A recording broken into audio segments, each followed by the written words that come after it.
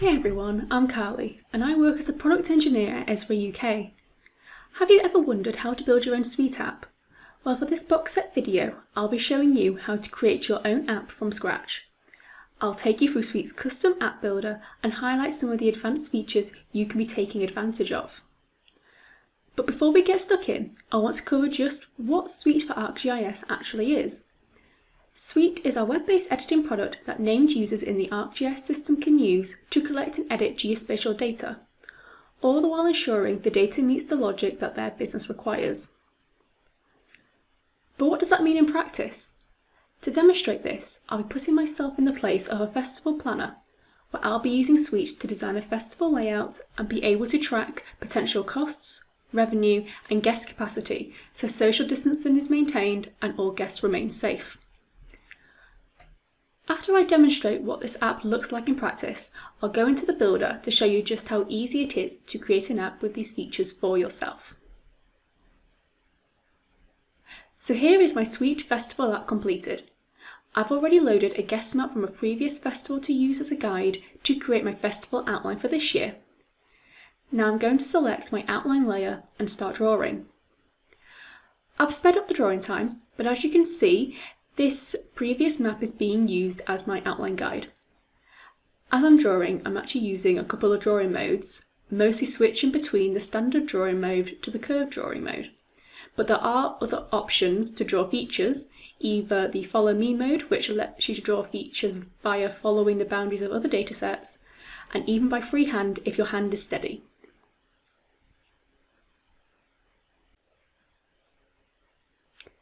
Now I have my festival outline, I'm going to add my first facility, which will be the food area. And as you can see, my facility cannot be drawn outside of my festival outline and is instead automatically reshaped to the correct boundary. This is a clear example of how Suite supports your business logic. I'm also going to open the Properties panel, which shows my facility attributes, and you can see a number of fields on display, such as the capacity and potential revenue. The values in those fields are automatically calculated based on arcade scripts, and the values cannot be manually edited by the user, reducing that human error.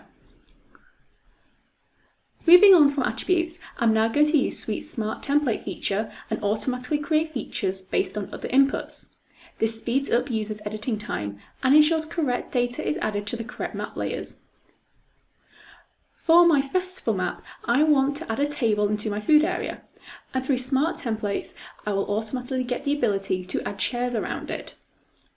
So for this table, I want to add 6 chairs, but the number can be whatever parameters you decide.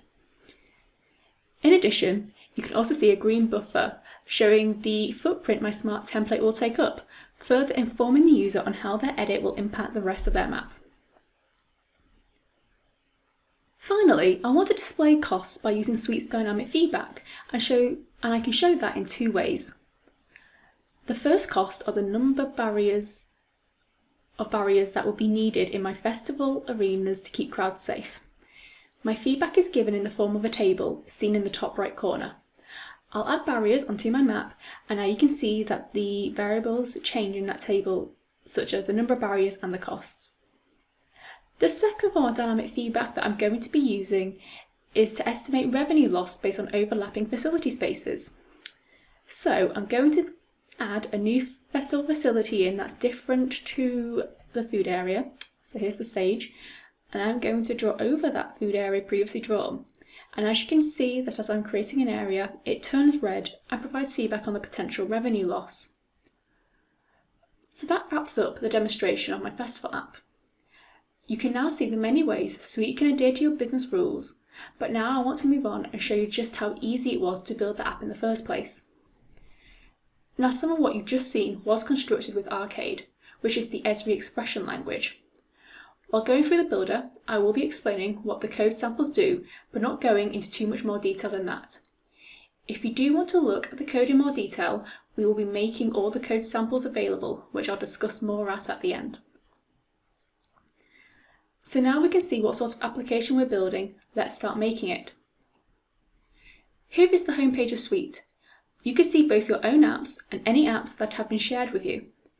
From here, you can either create apps from scratch or with our example and tutorial templates. Those templates are there to help you get started with Suite. For this demo, we'll be creating an app from scratch. So I'm going to click on the green button, and here you can see all the templates, but I'm going to go press the blank application here and search for a web map that I want to use. Once I've found the web map, I can select it, then give my new Suite app a name, a summary, and provide any relevant tags. And that's all it takes to create a super simple Suite app with no rules. You still have access to all of the basic editing capabilities, it just won't be smart to your workflow. To make it smart, this is where the builder comes in.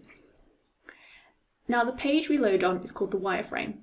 This is the starting point for building any Suite application, and the first point to note is that the wireframe is built to look like the end client app. This is done to help familiarise you and act as a guide as to where to configure certain options such as drawing modes and geolocation. Now there are lots of capabilities within Suite that can be enabled in just a click, which is what I'm going to show you first.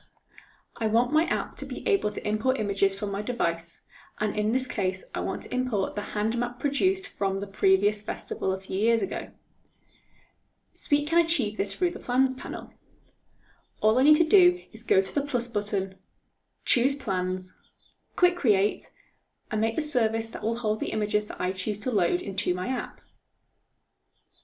But how does this look in the finished app?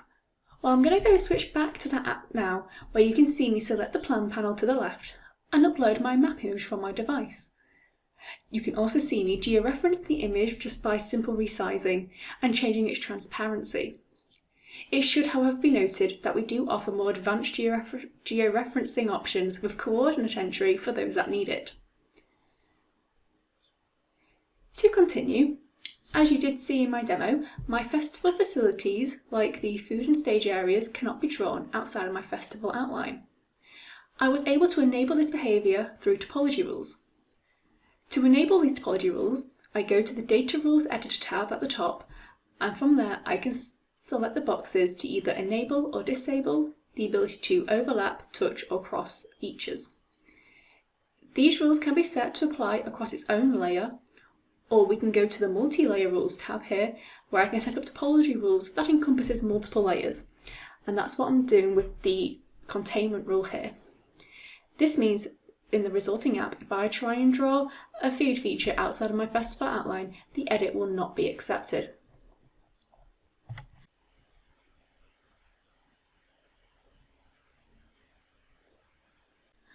So now I've configured topology rules, I also want to configure the attributes that will appear in these features. Like I showed you in the earlier demo, I want to calculate the capacity at different sites at the festival, and I want to calculate the potential revenue that can come from those areas, specifically thinking about those food areas. So we go back to the wireframe, then go to the properties and choose the layer of interest. For us, this is our festival facilities layer. Now I have a list of all the fields, and depending on the fields chosen, options for configuring them are listed. So firstly, I'm going to hide all the fields that I don't want to see when I open my Suite app, so I'm only presenting the users with the necessary fields, making the app far more intuitive to use. I will also have the vendor capacity and vegetarian fields hidden, as they should only appear if my type field is either a food or a bar type. Suite is great at making sure data not only stays hidden if that's necessary, but can also have fields hidden until certain criteria are met. So here I am, entering the code, and I can now press OK and save those changes. Now I've hidden the fields that I don't want to see, let's add some logic to the fields that are left. For starters, I want to calculate the people capacity in my festival areas, like the arena and food courts. So I go to the field, open up the calculation, and then go to Determine by Script. This script will calculate the area in meters squared, then take this value, which I have taken from a study of a space one individual needs to remain socially distant, then divide them to calculate the number of people that could safely be in that area. I also wrote the code to round up the number, as you can't have 0.8 of a person. In addition, we can also go to the estimated revenue field, where I can calculate estimated revenue depending on the capacity. Here I've chosen a value on average a person will spend in that area, and I've times it by the capacity of the field prior.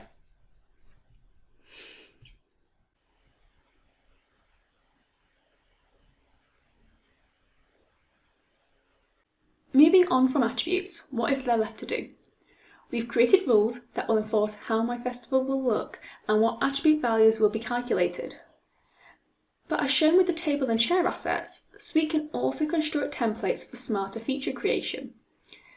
This is an incredibly powerful new feature to Suite, and I can show you how it's created within the builder now. So if we go to the Create button here, and you can see we've got feature templates. We can add a new smart template here, and we have a number of script editors where we add the code. We also need to identify the template name and what we're capturing. Capture feedback is where you enter the arcade, which tells Suite what graphics to show. So for us, that's when to show the tables and chairs. The capture move feedback is for special extra graphics that appears when you move your mouse, which for us is the buffer that showed the footprint that the tables and chairs were going to cover. The parameters section will help my app determine how many chairs I want at each table, and the execution task defines what data records are changing and how. Again, this will determine that I am adding new data records to my dataset the table and chairs sit in.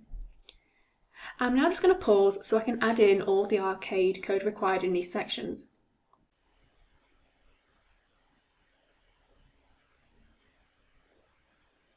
Great, now that's done. Finally, we saw how Suite produces dynamic feedback that allows users to be informed with further contextual information while making their edits. And now this is what I'm going to set up to end with.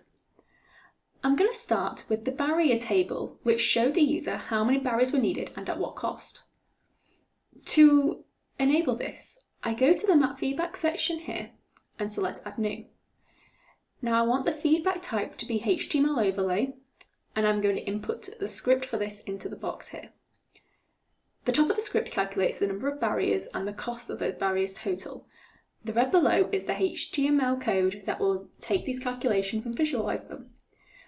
Once I've selected my barrier layers to watch, I can then save the config.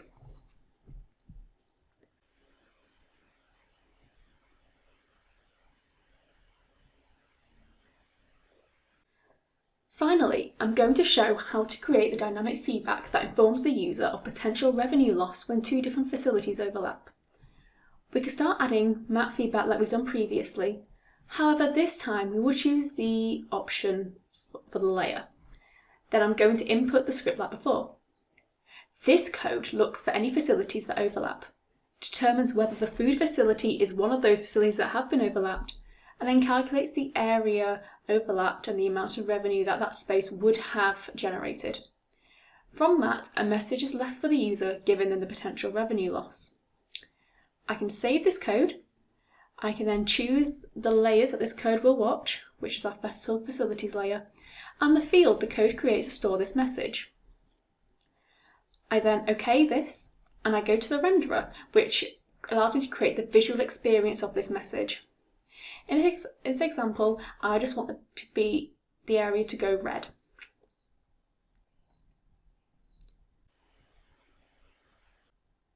And that concludes how to create a Suite app like I showed at the beginning of this video.